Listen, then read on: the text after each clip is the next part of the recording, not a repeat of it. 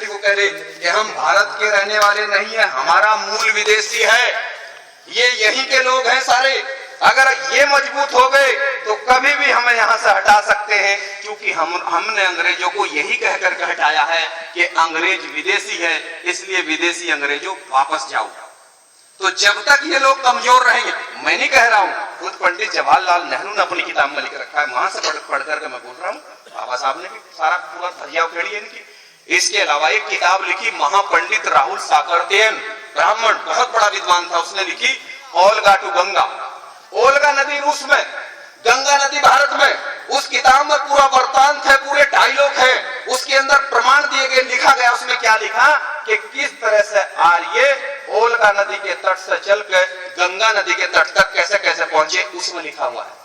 ऋग्वेद के अंदर, ऋग्वेद भारत की सबसे प्राचीन किताब है, जिसे ब्राह्मणों के बाप ब्रह्मा ने लिखा है। उस किताब के अंदर लिखा हुआ है, हमारे बड़ों का नाम लिखा है राक्षस, असुर, दानव, दैत्य, देशु, बंदर, गधा, कौवा, और ब्राह्मणों ने अपना नाम लिखा उसमें देवता, हंस, ठीक है ना। अपने ये इतिहास नाम बदल के इतिहास लिख रखा है। कभी आप किसी मुकालते में पढ़ लो ऋग्वेद, उससे प्राचीन किताब नहीं है भारत में, सबसे प्राचीन किताब ऋग्वेद है भारत की। उसके बाद फिर तीन वेद लिखे गए, उसके बाद उपनिषद लिखे गए, उसके बाद रामायण और महाभारत आई, उसके बाद भागवत गीता आई, और भागवत गीता के आने के बाद ही हमें भारत में चमार बनाया गया।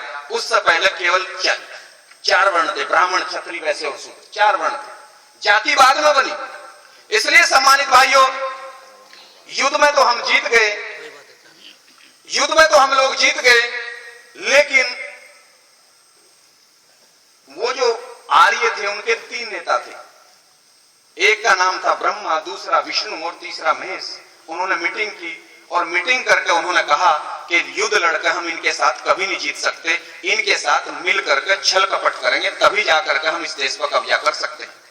उनके खुद के देश में अकाल पड़ गया था। अकाल किसको कहते हैं? अगर आज बारिश शुरू हो जाए और 3 महीने तक बारिश पड़ती रहे शुक्र ताल के आसपास, तो यही अकाल है, खाने पीने की चीजें खत्म। तो उनके देश में अकाल पड़ गया, औरतें, आदमी, बच्चे सब मरने लगे, तो वो भारत की तरफ चले। उन्हें पता था कि इस देश से सीधा आदमी कहीं का नहीं। इसलिए सम्मानित भाइयों, उन्होंने कहा कि भाई इनके साथ मिलकर होगा काम, ऐसे नहीं चलेगा। तो वो लगभग 5-6 हजार लोग आए थे घोड़ों पर बैठ करके, और उनके साथ मुश्किल से 40-50 लड़कियां थी, और उन लड़कियों में सबसे सुंदर लड़की थी पार्वती। तो ब्रह्मा ने उसको कहा कि पार्वती तुम बात सुनो, अगर तुमने हमारा ये काम कर दिया तो हम तुम्हें भारत में देवी बना करके, जब तक इस देश पर हमारा कब्जा रहेगा, तुम्हारी पूजा होगी, और मैं तुम्हारे साथ 8 लड़कियां और लगा रहा हूं, तुम 9 लड़कियां मिल करके, ये इनका लीडर है शंकर, अगर तुमने इसको अपने जाल में फंसा दिया तो हम भारत पर कब्जा करेंगे। इन 9 लड़कियों को ट्रेनिंग दी गई, इन 9 लड़कियों को ट्रेनिंग दी गई, और ट्रेनिंग देने के बाद ब्रह्मा विष्णु महेश हमारे नेता शंकर के पास लेकर आए, और जमीन पर लेट करके रोने लगे कि हमारे देश में अकाल पड़ गया, और हमें कुछ दिन के लिए अपने देश में शरण दे दो, और जब मौसम सही होगा तो हम वापस चले जाएंगे, और उसके बदले में हमारी ये 9 लड़की आपकी सेवा में रहेंगी। जो हमारा शंकर था, जो हमारा शंकर एक पद था, जैसा आज कौन है? आज मोदी है प्रधानमंत्री, कल कौन थे? मनमोहन सिंह, उससे पहले नरसिम्हा राव, यानी ये एक पद है ना प्रधानमंत्री। तो उस समय हमारा द्रविड़ संस्कृति में, सिंधु घाटी की सभ्यता में हमारा एक पद था शंकर। शंकर कोई एक आदमी था, हमने वो नेता चुन रखा था अपना, वो था। अगर दिक्कत होगी तो फिर दूसरा बना लेते थे। तो उसने कहा भाई ठीक है, चलो मैं आपको टाइम दे रहा हूँ, 6 महीने भारत में रह लो, जब मौसम सही होगा वापस जाना पड़ेगा। तो वो जो 9 लड़कियां थी, वो घूमने के बहाने सिंधु घाटी के बॉर्डर से हटाकर, उन्हें अफगानिस्तान से हटाकर चीन के बॉर्डर की तरफ लेकर आई घूमने के बहाने, और उन्होंने यही हमारे पड़ोस में सारा काम हुआ। इस शहर का नाम भी लिखा महाभारत कालीन, क्योंकि कहीं आसमान में महाभारत नहीं है, सब यहीं की कहानियां हैं। हमें गुलाम यहीं आपके बराबर में बैठकर बनाया गया। चीन के बॉर्डर से पहले है हरिद्वार, और हरिद्वार के नीचे है कनखल, उसी का एक छोटा सा कस्बा, उस समय गांव रहा होगा कभी। तो वहां पार्वती ने डेरा डाल दिया शंकर के साथ, और भांग धतूरा शराब और गांजा पिला पिला करके इसको पागल कर दिया। और इस तरह से जब आर्यों को यह पता लगा कि हमारी लड़कियों ने काम सही कर दिया, तो उधर से आर्यों ने अपना घेरा डाल दिया। इस देश का नाम जम्बू द्वीप था, उन्होंने इसका नाम बदलकर तुरंत कर दिया आर्यव्रत। व्रत का मतलब होता है घेरा, यानी आर्यों ने घेरा डाल दिया। घेरा तो डलेगा ही जब जिस देश का नेता ही बेईमान उनके चक्कर में फंस गया और उनको शरण दे दी भारत में, और उसने अपने इतिहास को पढ़ने की कोशिश नहीं की, इस चक्कर में उन्होंने भारत में कब्जा कर लिया। कब्जा करने के बाद उनकी फिर मीटिंग हुई। हम लोग तो साल में एक बार आते हैं, और ये मैं आपको बता रहा हूं कि अगर आप रोजाना बैठ करके इस तरह से बात नहीं करोगे गांव-गांव में, तो 5-4 साल का समय है आपके सामने, मैं उसको रखूंगा आपके सामने। लेकिन पहले मैं ये कहानी आपको जरूर बताऊंगा, क्योंकि हमारे अनपढ़ तो छोड़ दो, जो पढ़े लिखे लोग हैं उनको समाज का पता नहीं है। उनको जिसने जो कह दिया, कोई दलित बताता है हमें, कोई हरिजन हमें बताने लगता है, कोई हमें नीच बताता है, और ब्राह्मणों ने सारी किताबों में हमें शुद्ध लिख करके नीच लिख रखे हैं। तो जब तक हम इसका विरोध नहीं करेंगे तब तक तो ये ऐसे ही चलती रहेगी परिपाटी। हम क्यों माने, देश हमारा है। हम तो इस तरह से, जब ये अंग्रेजों के खिलाफ आंदोलन चला सकते हैं तो हम इनके खिलाफ आंदोलन चलाएंगे कि देश हमारा। पूरी दुनिया का ये कानून बना हुआ है, हमने पढ़ा है, यूएनओ का कानून है, संयुक्त राष्ट्र संघ का कानून है कि कोई भी विदेशी किसी देश में केवल रह सकता है, नौकरी कर सकता है, कारोबार कर सकता है, लेकिन हुकूमत नहीं कर सकता। और ब्राह्मण भारत के अंदर हुकूमत भी कर रहा है, और धर्म का सारा काम भी उसने, सारी ठेकेदारी उसने ले रखी है, सारा कारोबार उसके पास है। जब कानून ये बना हुआ कि वो राज नहीं कर सकते, तो फिर इस देश पर राज कैसे चल रहा उनका? वो हमारी बेवकूफत और हमारी मूर्खता में चल रहा है कि जितने महापुरुषों ने आंदोलन चलाया, हम अपने आजादी के आंदोलन को छोड़ करके भक्ति के आंदोलन में शामिल हो जाते हैं, और इस तरह से वो भक्ति के चक्कर में हमारा सत्यानाश कर देते हैं। क्योंकि भक्ति का मतलब, भगत का मतलब हिंदी में होता है दास, और उर्दू में भगत का मतलब है गुलाम। और हमारी लड़ाई है मुक्ति यानी आजादी की लड़ाई। ये जो भक्त शब्द है और भक्ति है, ये तो ब्राह्मणों का शब्द है। अगर गुरु रविदास जी की जिस किताब में ब्राह्मणों की मिलावट ना हो, एक भी किताब आप मुझे ऐसी दिखा दे जिसका कोई राइटर ब्राह्मण ना हो, तो मैं आपका गुलाम बनने को तैयार हूं।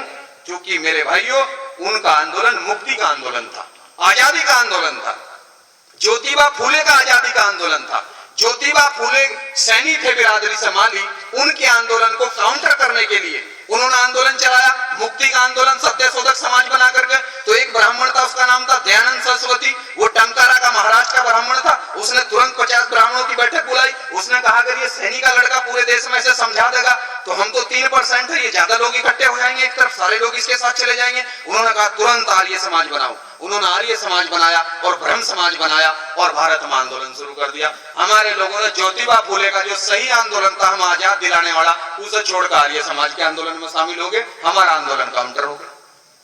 तो कितने उदाहरण मैं आपको दूं, इस तरह से हमारा आंदोलन काउंटर होता है भारत में। इसलिए सम्मानित भाइयों, उसमें क्या हुआ, उन्होंने मीटिंग की। मीटिंग करके उन्होंने कहा भाई हमारी लड़कियों ने काम तो बहुत सही कर दिया, चलो संकट तो फंसा, लेकिन इनका क्या करोगे? जो भोले, भोले का मतलब है भारत की जनता, वो हमें बोलते हैं भोला। वो हमें भोला इसलिए बोलते हैं कि हम इतने भोले हैं कि 5000 साल से हमारा सत्यानाश कौन कर रहा, हमें आज तक यही पता नहीं कि हमारा सत्यानाश कौन कर रहा। हम भगवान को कह रहे हैं कि मेरी तो किस्मत बहुत गलत लिखी थी। अरे कोई भगवान हमारी किस्मत खराब नहीं कर रहा, हमारी किस्मत तो इन्होंने खराब कर रखी है, समझ गए? इसलिए वो हमें भोला बोलते, वो तो सही बोल रहे हैं। एक बार हम एक मंदिर में गए तो हमने कहा भाई, अब हम जानते थे इसको, मगर पंडित जी ये बताओ, ये जो शंकर भगवान की मूर्ति है, इसके माथे में भी एक आंख है, ये क्या है? कहने लगे बच्चा इसे मत पूछो। आज क्यों नहीं बताओ मगर इसके बारे में? कहने लगे अगर भोले ने आंख खोल ली तो धरती पर परले आ जाएगी। परले, अगर इसकी संधि विच्छेद करो इस शब्द की, तो पर का मतलब होता है पराई, और लय का मतलब होता है व्यवस्था। यानी अब उनकी व्यवस्था इस देश में, तो ये व्यवस्था पराई हो जाएगी। और अगर भोले ने आंख खोल ली तो व्यवस्था तख्ता पलट हो जाएगा, परले आ जाएगी। तो इसका मतलब क्या है? भोले कौन है? हम। और यहाँ क्या होता है? दिमाग, बुद्धि। तो उनको ये डर है कि जिस दिन इन भोलों की बुद्धि खुलगी कि हमने इनका सत्यानाश कर रखा, तो ये भारत में आंदोलन खड़ा करके हमें भगा सकते हैं। इसलिए उनके संकेत हैं, उनके संकेत हैं। जितने देवी देवता और जितने उनके सारे देवता हैं, किसी के गले में सांप भी है शंकर के अलावा, शंकर के गले में सांप है, ताकि ब्राह्मण का बच्चा भी पहचान ले, अच्छा सांप। सांप क्या? नाग। उसके गले में क्यों डाल रखा? क्योंकि हम सब लोग नागवंश के हैं, ताकि अगर कोई ब्राह्मण का लड़का या लड़की आए तो वो तुरंत उन्हें देखकर पहचान लगा, क्योंकि उन्हें अपने वंश का पता है। गधे तो हमें पता नहीं है। उनके तो 7 साल के बच्चे को भी पता है कि वो किस नस्ल के लोग हैं।